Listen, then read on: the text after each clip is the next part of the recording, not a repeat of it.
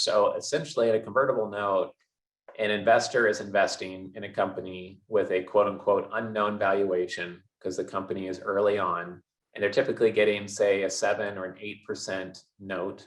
So they get a 7 or 8% return on their money, plus that can convert into equity at sometimes a 25% discount to whatever that next round is.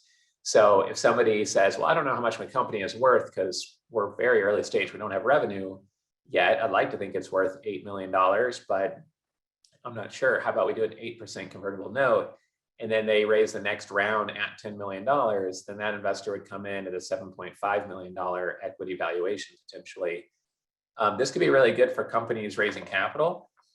It at least gets the deal done. But I really don't like the structure that much, honestly. As an investor, I wouldn't like it, because what you're basically saying is like, well, the valuation is unknown. You're very early stage. The company isn't super proven yet.